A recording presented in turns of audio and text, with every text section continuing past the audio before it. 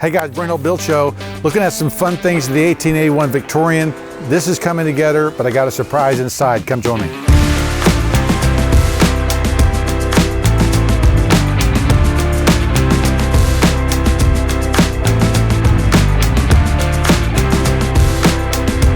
We are starting to put it back together, finally. Interesting things about this house. One, I really like how these moldings are coming together, and Austin will show you some before when it was all messed up. But look at how pretty and how sharp and how the shadow lines of this and what's going on. When we first got here and I saw these arches, I thought they were funky, okay? Well, they're still funky. And you got this segmented kind of cut arch, okay?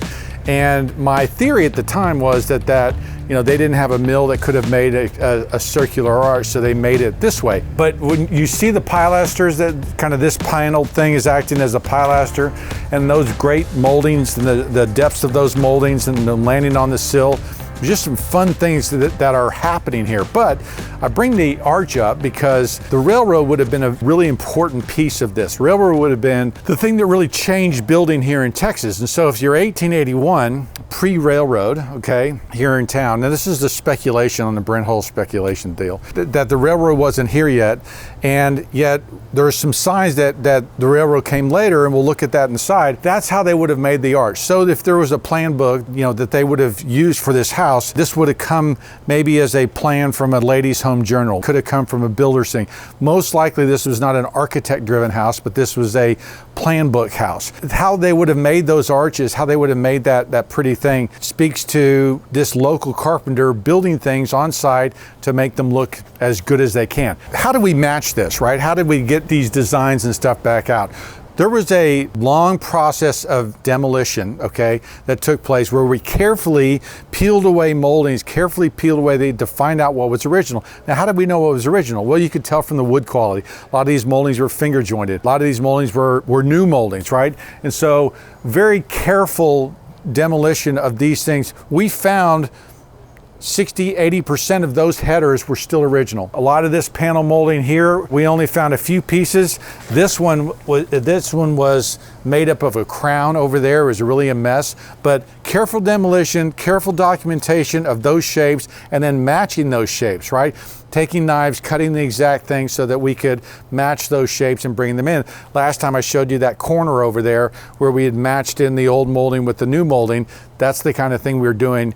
And when you see it come back like this, in my mind, that's like a confirmation that matching those moldings really does, bring back that charm, that depth of profile and those great details. Seeing the house before and then coming back and seeing this, it really gets exciting, at least for me, because this house is really going to shine. It's going to be spectacular when we're done. We're waiting on the glass. We've got some wavy glass coming in, but I want to show you inside because we've got two mantles and two comparisons that really show you that stark difference between pre-railroad and post-railroad. Come inside.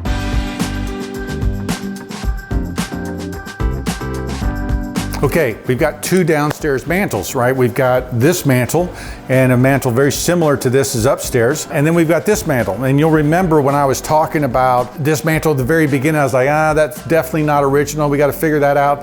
Well, then we found documentation that talked about the owner loving this mantle and loving the details of it and actually being something that they added later. So then it becomes a piece of the history of the house, not some add-on, not some cheap thing, but actually something that's part of the story of the house. But let me show you just kind of, the difference between this and that. Now, one, paint grade versus stain grade, okay? This is a paint grade mantle. It was always made out of softwoods. It was made out of softwoods because it was handmade. There wasn't really machine made.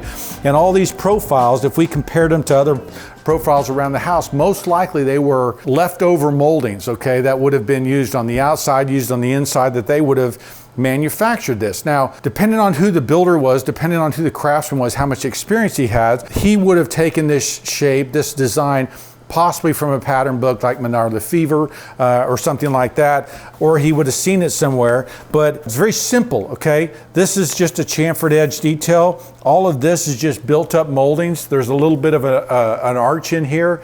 It's kind of a Gothic arch, which is a little bit interesting. Mantle shelf, big moldings, proportions pretty good, but definitely site made, okay, in my mind. Now, by comparison, we've got stained grade wood here, and you'll look and it's stained grade quarter sawn white oak, okay? Now, look what's happening here, okay? This is a veneer that is lifting off, okay? That veneer is probably, I don't know, 1/16 of an inch, something like that, less than an eighth certainly. And you can see that the face of it is lifting off, which is pretty typical at that period.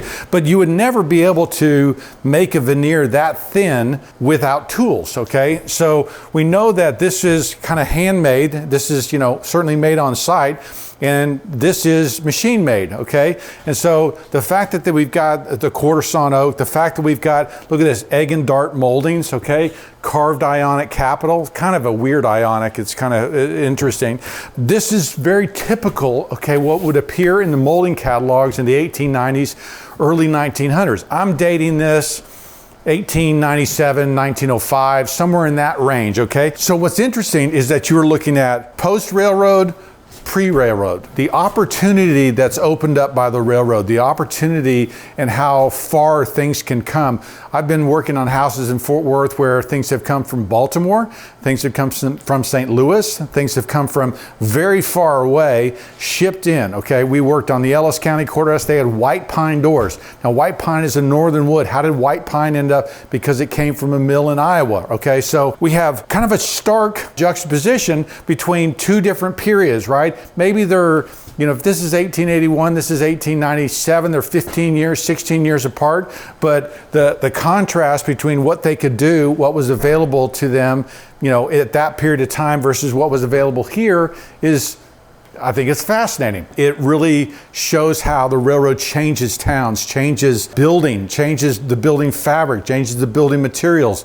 To go from paint grade to stain grade like this, to have carved moldings. Now these are embossed moldings. These wouldn't be hand carved, but this was probably hand carved, right? So a lot of immigrants coming across from Europe filled up these millwork shops all over the country and allowed them to be able to do that. Now, there's one fun thing I'm going to show you in here, which is kind of how this all came up, is that when we were doing the demolition and when we removed that fireplace, look at this. This is that awesome colored, you know, variegated colored brick tile that was so popular in the 1890s. And so you see this little shell detail with the kind of the wreath around it. But this filled up and you can see the shadow lines from the back side of this hearth and all that tile that would have been in here. Now, most likely because of this crack, because of something else, they said, oh, it's all cracked up, let's tear it up, let's cover it up. And so we had, if you remember, there was a stone top on top of here. But this is fun, this is fascinating because it shows this transition in time.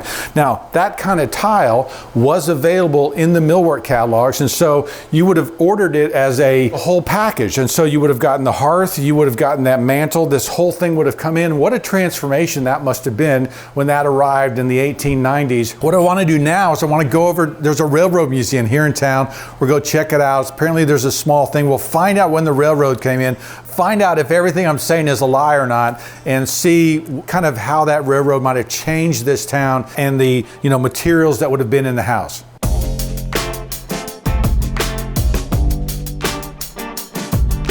Okay, we are in the Granbury Depot. This is a 1911, 1912 building. The original one burned down.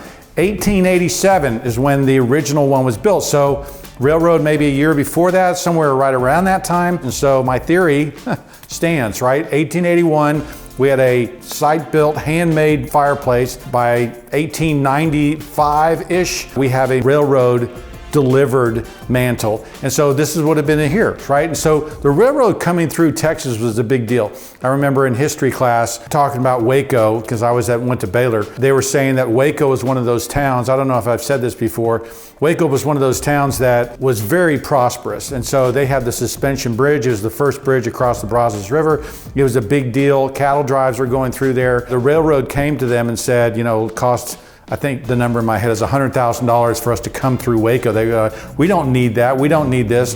They bypassed Waco, they went through Temple, and Waco never was the same. And so one of the fastest, most prosperous cities in the state really falls by the wayside because they didn't have the railroad when it first came through. So the railroad coming to town, and you've heard that term before, really was a big deal. And it really was this new technology that allowed transportation, that allowed growth, that brought growth, but brought mantles, that brought crazy stuff that really influences our houses and our architecture. So realize, guys, that as you look at your houses and if you look at the history of your areas, right, realize that some of those changes that can happen and the railroad, what it can bring, not only as far as manufacturing prowess, but materials and, you know, quantity. And so hardwoods instead of softwoods, all of that changes. You're really seeing the difference between a, you know, handmade versus machine made. So it's a big deal. Check it out if you guys are working on and sleuthing on your houses, trying to figure it out. It could be the key that opens things up. Let me know if you have any questions. I'm Brent Hull. Thanks for watching.